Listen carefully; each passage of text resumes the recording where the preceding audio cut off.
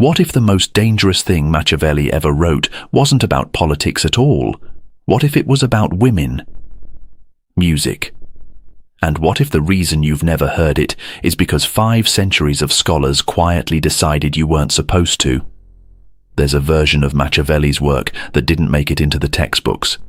Scattered across letters he sent from exile, hidden in passages of his more famous books that are almost never read together, is a coherent theory of female nature. So unflinching, so uncomfortable, so at odds with the sanitized version of human relationships, polite society prefers that it's been effectively buried for half a millennium.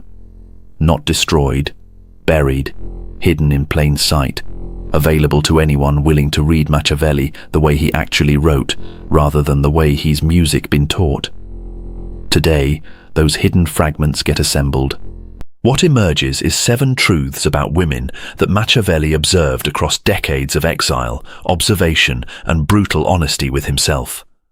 Truths that will rewrite how you understand every woman in your life, every relationship you've ever been in, and every mistake you couldn't explain until now. This isn't theory. This isn't speculation. This is 500 years of suppressed observation finally said out loud. Stay until the end, because the 7th truth is the one that explains everything. To understand what Machiavelli saw, you have to understand where he was standing when he saw it. The year was 1513. He had just been released from prison. They had stretched his arms from their sockets repeatedly. A torture called the strappado, designed specifically to break men who wouldn't confess to things they hadn't done. Machiavelli had endured 6 sessions, and still he hadn't confessed. Not because he had nothing to confess to, because the things they wanted him to confess to weren't true, and he refused to lie. Even when lying would have stopped the pain, they eventually released him, not out of mercy. Out of realization that he couldn't be broken and therefore couldn't be usefully music destroyed through public humiliation, they exiled him instead, banished him from Florence, the city he had served for 14 years as a diplomat and administrator, stripped him of his income, forbade him from holding any office ever again, and sent him to live on a small farm in a village called St. Andrea in Perisina, about 9 miles south of the city that had been his entire life. This is where he started writing and where he started seeing, because exile does something to a man that nothing else can do. It strips away the social performance, the diplomatic filter, the professional veneer that had covered his observations for decades. Alone in that small farmhouse, drinking cheap wine, playing cards with illiterate peasants, watching his own reflection in the windows as night fell, Machiavelli started writing down what he actually thought, not what he was supposed to think, not what his political position required him to pretend to think, what he actually privately, after 44 years of observing human beings in every condition from peasantry to papacy, had come to believe about how people worked. And in his letter to Vittori, the one that scholars have quietly, skipped past for 5 centuries, he turned his attention to a subject he had been forbidden to discuss openly throughout his political career. The nature of women, not women as objects of romance, not women as figures in religious morality tales, not women as they appeared in the sanitized courtly literature of his era, women as he had actually observed them in courts and convents, in marriages of convenience and affairs of passion, in the back rooms of power where decisions were made, and in the private chambers where those decisions were often reversed. What he saw and what he wrote has been hidden in plain sight ever since, not because anyone actively suppressed it, because polite society simply refused to engage with it until now. Music, Part 2. The first truth: women are the architects, not the decorations. The first and most fundamental truth Machiavelli identified, scattered across his correspondence music and his discourses, is this: women are not the decorative accessories of history that textbooks music pretend. They are and have always been the true architects of the social reality men operate in. He observed this with particular force in the courts of Renaissance Italy. Music. On the surface, men made the decisions. Men led armies, men signed treaties, men ruled states. But underneath the surface, in the private chambers where men came home at night, exhausted from the performance of power, women made the decisions that shaped the decisions men claimed to be making. Machiavelli watched this operate in real time for 14 years. He saw diplomats return from negotiations and consult their wives before accepting terms. He saw rulers make public pronouncements, music, that had been privately shaped by their mothers, their lovers, their most music-trusted female advisors. He saw the entire machinery of Renaissance politics, which presented itself as a masculine domain of war and statecraft, actually running on the invisible influence of women whose official role was to have no role at all. And what struck him most wasn't that women had this influence. It was that they had it without appearing to have it, without announcing it, without demanding recognition for it. They shaped outcomes while men took credit. They guided decisions while men made public statements. They operated at a level of power that didn't require the trappings of power, because the trappings of power were, in Machiavelli's observation, actually a limitation on real power rather than its expression. Men who wore crowns had to perform the role of king, and performance is always weaker than reality. Music. Women who shaped the kings who wore the crowns had no performance to maintain. They could operate freely, responding to each situation as it actually was, rather than as their role required them to treat it. This is the first truth most men miss about women. Not that they're weaker and need to be protected. Not that they're decorative and need to be pursued. That they're architects. That they're building things all the time invisibly, music, through influence rather than command. And the man who fails to recognize this architecture, who treats women as passive participants in a story he's writing, is a man who will spend his entire life being written into stories by women he thought he was directing. Machiavelli wrote in one of his letters that the prince who underestimated the women around him would be destroyed by them, not through malice, but through the simple mathematical reality that while he was busy performing power, they were busy wielding it. Part 3. The second truth, the public self and the private self. The second truth is uncomfortable enough that Machiavelli only ever stated it indirectly through metaphor and implication. But once you see it everywhere in his writing. Women, far more than men, maintain a strict separation between their public self and their private self. And the public self, the version that most men interact with for most of their lives, is not a lie. But it is also not the complete truth. Machiavelli understood this because he observed it in the courts where he spent his professional life. Women in those courts wore what he called a second face. Not deceptive, not manipulative in any malicious sense. Adaptive, strategic, a face designed to navigate a world that was hostile to female power while still allowing female power to be exercised. The public face was pleasant, agreeable, occasionally coquettish. It said what needed to be said. It smiled music when smiling was required. It deferred when deference was the price of continued presence in the room. The private face was something else entirely, sharper, music, more calculating, more honest in its assessments of the men it was dealing with. The private face had opinions the public face would never voice, made judgments the public face would never display, saw weaknesses the public face would pretend not to notice. And Machiavelli observed something that should stop every man cold when he reads it. The private face was where the decisions got made. The public face was where those decisions got implemented.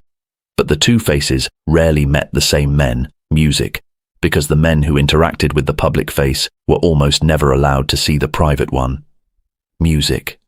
And the men who were allowed to see the private face were the ones the woman had already decided mattered enough to trust with it. This is the second truth. The woman most men experience is not the full woman.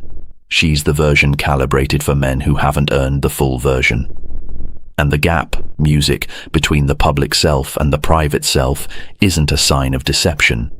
It's a security measure built up over millennia of living in societies where showing the full self to the wrong man could mean social destruction, loss of resources, or in earlier eras, literal death. The implications of this are staggering because most men spend their entire dating lives interacting with the public self and then wondering why the relationships never deepen. They never deepen because the private self never appeared. The private self only appears when a woman has made a specific, usually unspoken decision that this man has earned access to her full reality. And what earns access? Not effort alone, not kindness alone, not even attraction alone. Something more specific. The demonstration over time that he can handle the private self, music, without needing to diminish it, manage it, or run from it. Most men fail this test. Music. They encounter flashes of the private self, moments when the public face drops, music, and something real emerges, and they flinch. They react with discomfort. They try to redirect the conversation back to safer, more public territory. And the woman noticing their flinch files away the information. This one can't handle the real me. Keep the public face engaged. The real me stays hidden. And then years later, he wonders why she eventually left. Music. She left because he never met her. He only met her representative. And no woman spends her life married to a man who only ever dated her representative. Part 4. The third truth, the primacy of safety. The third truth Machiavelli identified, and this one runs through his entire body of work, is that women's primary orientation toward the world is shaped by a specific music kind of awareness that most men are never taught to recognize. Music. The constant awareness of physical and social vulnerability, not paranoia awareness. The background understanding that the world contains risks that disproportionately fall on women. The understanding that the difference between a safe situation and a dangerous one can be measured in seconds. The understanding that choices about trust, proximity, and availability are never casual choices, but always weighted with implications that men rarely have to consider. Machiavelli observed this in the women of his era with a clarity that most male writers of his time completely lacked. Music. He noticed that women, even powerful women, moved through the world with a kind of constant, low-level vigilance that men could afford to never develop. They tracked exits. They read rooms. They evaluated strangers in moments rather than extended encounters. They had built into their very nervous systems a threat detection system that was always running, even when the threat level was 0. And this constant vigilance, Machiavelli understood, shaped everything about how women engaged with men. Every interaction had a safety dimension that the man was rarely conscious of, and the woman couldn't afford to ignore. Is this man safe? Is this situation safe? Is the direction this interaction is heading safe? These questions weren't obsessive. They were simply present, the background music of every encounter. Now, here's where Machiavelli's observation becomes dark in a way most people don't want to face. He noted that the men who most triggered women's threat detection systems were almost never the men women actually had the most to fear from. Music. The most dangerous men, he observed, were often the smoothest, the most charming, the most socially accomplished, because their danger was disguised under layers of competence and sophistication that made them appear safe. These men passed the initial threat assessment easily, and the women who were hurt by them were often hurt precisely because their threat detection systems had failed to alert them in time. The men who triggered the most visible weariness, on the other hand, were often men who were clumsy socially, but not actually dangerous. Men whose awkwardness registered as strangeness. Men whose intensity registered as potential threat. Men who hadn't learned the smooth social techniques that would have let them slip past the detection systems. This produced a paradox, Machiavelli noted, but didn't fully resolve in his writings. Women's threat detection systems evolved to protect them. Sometimes protected them from the wrong things while leaving them exposed to the right things.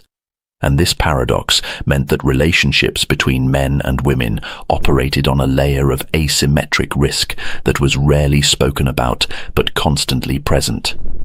The dark truth embedded in this observation is that most men never really understand the risk calculation women are running in the background of every interaction. They experience themselves as obviously safe, as obviously non-threatening, and they're confused and sometimes angered when women treat them with the caution that women treat all men with until proven otherwise. But the caution isn't about him specifically. It's about the statistical reality that men as a category present risks that women cannot afford to ignore. And the man who takes this caution personally, who reacts to it with offense or indignation, reveals that he hasn't understood the world the woman is actually living in. Part Music 5, the fourth truth, the hierarchy of internal versus external. The fourth truth relates to something Machiavelli mentioned in scattered passages, but never assembled into a complete argument. His observation that women far more than men evaluated other humans based on internal qualities rather than external ones. This might sound like a cliché, the music kind of thing that's been said so often, it's lost meaning. But Machiavelli's version of it was more specific and more unsettling than the simplified version we usually hear. He observed that men, when evaluating a rival or a potential ally, tended to look first at external markers: wealth, status, title, physical capacity, military strength, political connections. The visible evidence of music power and their evaluations, while sometimes accurate, were often manipulated by anyone who could control the external presentation. Women, he observed, music looked through the externals to something else, something harder to name, but more consistently accurate. They evaluated the internal architecture of the man, the coherence of his self, the strength of his convictions, the stability of his emotional core, and their evaluations were often devastatingly accurate in ways that couldn't be faked by music external performance. A man could wear the most impressive clothes, hold the most prestigious title, display the most ostentatious wealth, and the women evaluating him would still reach conclusions about his internal reality that matched the reality far more than the performance. They saw the insecurity underneath the arrogance. They saw the fear underneath the bravado. They saw the emptiness underneath the accomplishments. And they made decisions accordingly. They might flirt with the external performance. They might enjoy the benefits of association with a powerful performer. But their deepest investments, the ones that actually mattered in their lives, were reserved for the men whose internal architecture, music, matched or exceeded their external presentation. This has a brutal implication for most men, because most men in Machiavelli's observation were constructing their lives around building up the external markers: the resume, the job title, the bank account, the physical appearance, the social connections. They thought that accumulating enough of these markers would eventually earn them the kind of female attention and loyalty they wanted. And music didn't.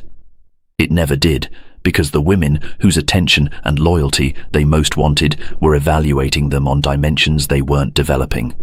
Internal dimensions. The dimensions that couldn't be bought, inherited, or performed. The dimensions that had to be built through actual inner work, actual development of character, actual engagement with the difficult process of becoming a more fully realized person. The men who skipped the internal work and focused only on the external music markers found themselves collecting shallow relationships with women who were also primarily focused on external markers. They mistook this for success. They mistook the attention of music status, seeking women for actual validation. And they never understood why the women of real depth, the women they occasionally encountered and found themselves genuinely drawn to, seemed to see through them in ways that couldn't be countered by more accomplishments or more displays. These women weren't impressed by their externals. These women were reading their internals, and the internals, despite all the accomplishment, were often hollow. Part 6. The fifth truth. The long memory. The fifth truth is one Machiavelli noted with something approaching alarm. He observed that women, far more than men, operated with extraordinarily long emotional memories. Men, he observed, tended to process and release emotional events relatively quickly. A fight, a betrayal, a disappointment. These events would sting for a while and then fade, replaced by new concerns and new focuses. Men's emotional systems seemed built for relatively rapid turnover. Women's emotional systems, he observed, were built differently. They encoded emotional events with a depth and permanence that men often couldn't match. A moment of hurt from 10 years ago could be recalled with the same vividness as a moment from last week. A pattern of behavior noticed across multiple incidents could be assembled into a complete picture that predicted future behavior with startling accuracy. A single act of kindness during a moment of vulnerability could create loyalty that persisted across decades. This long memory had profound implications for how relationships actually functioned. Music, because men operating on their shorter emotional timelines often thought that relationships were renewed daily. They thought that behaving well today erased behaving badly last month. They thought that apologizing for a specific incident closed the book on that incident. Women's long memory meant none of this was true. The specific incident might be forgiven. It was never forgotten. And it became part of the ongoing assessment of who this man actually was, combined with every other data point that had been encoded with similar depth. Music. A woman didn't just know her partner as he was today. She knew him as he had been across music every interaction she had witnessed, and her evaluation of him was based on the complete archive, not just the current moment. Music. This meant that patterns of small behavior mattered enormously. The way he treated a waiter 2 years ago. Music, the comment he made about his mother when he thought no one was listening. The moment of jealousy he displayed and then denied displaying. All of these were stored. All of these were evaluated. All of these contributed to the woman's deep understanding of who this man actually was, regardless of who he was currently performing as. And here's where Machiavelli's observation becomes particularly dark, because the reverse was also true.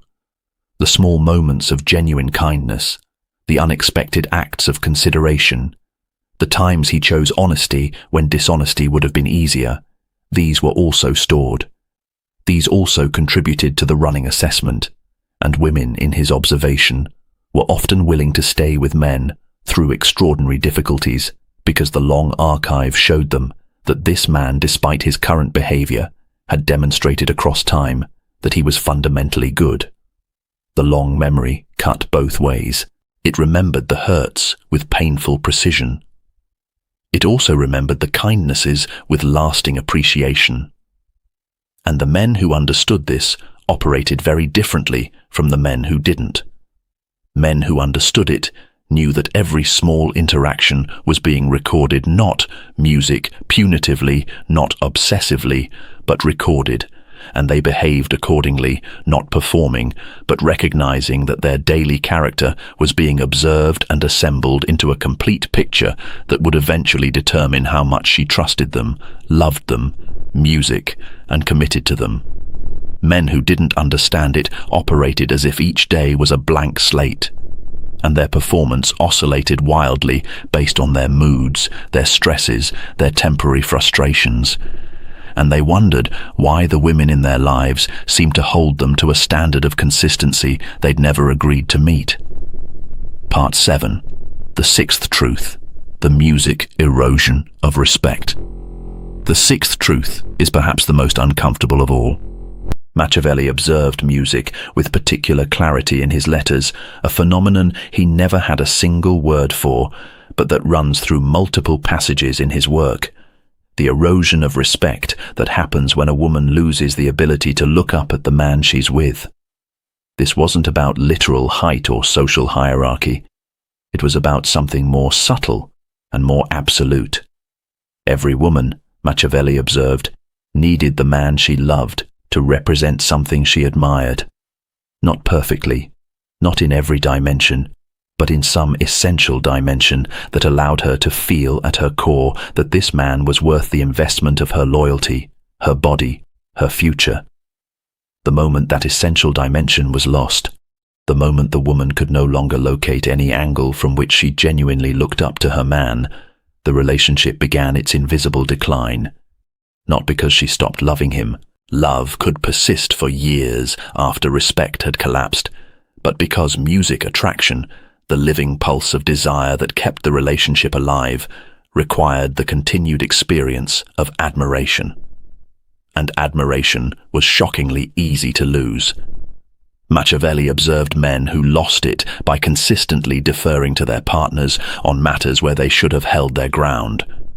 Men who lost it by becoming so comfortable, so domesticated, so unchallenged in their routines that they stopped embodying any quality that demanded respect. Men who lost it by gradually revealing that underneath their initial presentation was a frightened, needy, uncertain person who couldn't function without their partner's constant management. None of these men did anything dramatically wrong. They simply gradually stopped being men their partners could admire, and the admiration, once gone, couldn't be rebuilt through apologies or gifts or grand gestures. It could only be rebuilt through the difficult music work of becoming once again a man worth admiring. Most men never did that work. They noticed something was wrong in the relationship, but they attributed it to external factors. Stress, her hormones, problems at work, the complications of modern life. They didn't see that the fundamental issue was that they had slowly become a version of themselves that didn't inspire admiration, and their partner's decreasing attraction was the inevitable consequence. And here's where Machiavelli's observation reaches its darkest conclusion. He noted that women, once they had lost respect for their man, Clear's throat, would often continue in the relationship out of commitment, habit, economic necessity, or concern for children. But the internal relationship had already ended.